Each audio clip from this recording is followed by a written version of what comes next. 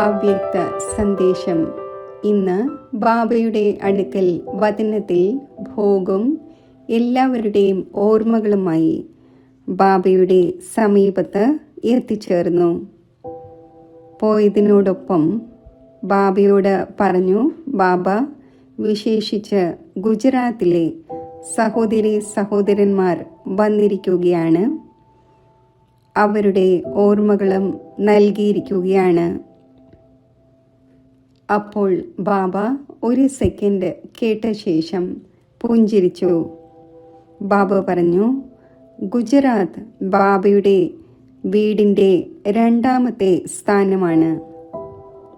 ബാബ പറഞ്ഞു, രണ്ടാമത്തെ കാര്യം ഇതാണ്. ഒരു കാതിൽ പറഞ്ഞ കാര്യം മറുകാതിലൂടെ പുറത്തു പോകുന്നത് ഇവിടെ ഉണ്ടാകുന്നില്ല. ഒരു കാതിൽ കേട്ട കാര്യം ഉടനെ തന്നെ മറുകാതിൽ ഗുജറാത്തിൽ എത്തിച്ചേരുന്നു. ബാബ പറഞ്ഞു, അതിനാൽ ബാബ ഈ സ്ഥാനത്തെ സഹോദരി സഹോദരന്മാരെ വളരെ ഉയർന്ന ദൃഷ്ടിയിലൂടെ ബാബ നോക്കുന്നു.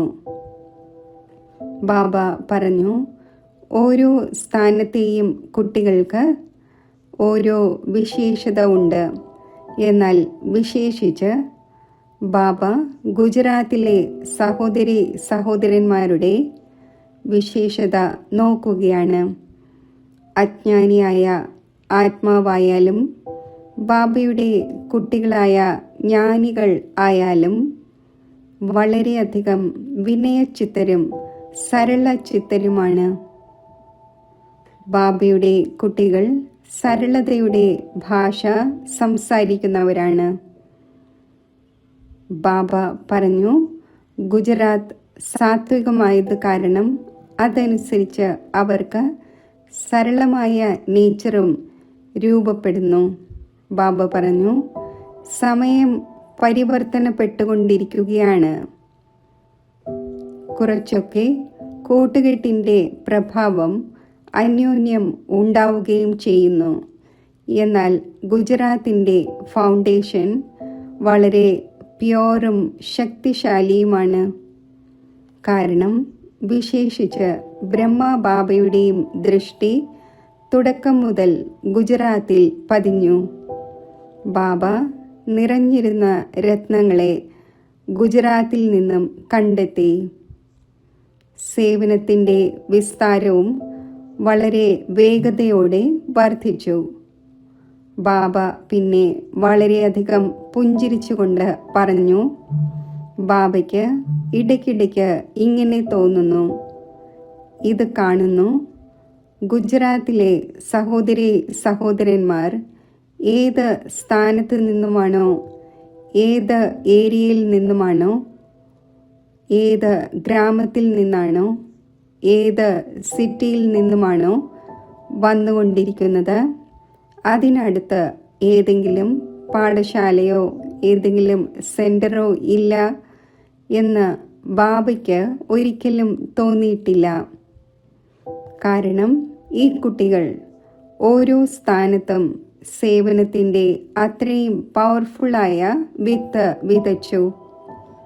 വിത്ത് വിതച്ച് കൊണ്ടിരിക്കുകയും ചെയ്യുന്നു. അതിനാൽ ബാബ പറഞ്ഞു, ബാബയ്ക്ക് ഗുജറാത്തിലുള്ള സഹോദരി സഹോദരന്മാരെ കാണുമ്പോൾ ഇത്രയും അഭിമാനം ഉണ്ടാകുന്നു. കാരണം ബാബയ്ക്ക് സമാനമാകുന്ന കുട്ടികളും ഉണ്ടായിരുന്നു.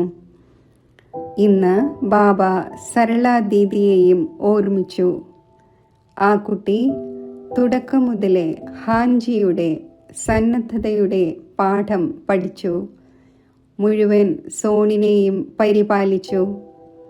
ഞാൻ ബാബയോട് പറഞ്ഞു, ബാബ, ഏതാനും ദിവസങ്ങൾക്ക് മുമ്പ് വലിയ പ്രോഗ്രാമും നടന്നു. ബാബ പറഞ്ഞു, നല്ലതാണ്.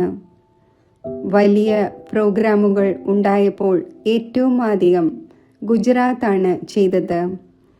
ഈ സ്ഥാനവും ബാബയുടെ റൈറ്റ് ഹാൻഡാണ്. ബാബ പറഞ്ഞു, കുട്ടികൾ സേവനം ചെയ്ത് ചെറിയ ചെറിയ സ്ഥാനങ്ങൾ ഉണ്ടാക്കുമ്പോൾ ആ ചെറിയ സ്ഥാനം വലിയ സ്ഥാനമായി മാറി പരിധിയില്ലാത്ത സേവനത്തിൻ്റെ കാര്യത്തിന് നിമിത്തമാകുന്നു. ബാബ ഇത്രയും സ്നേഹത്തോടെ കേൾപ്പിക്കുകയായിരുന്നു.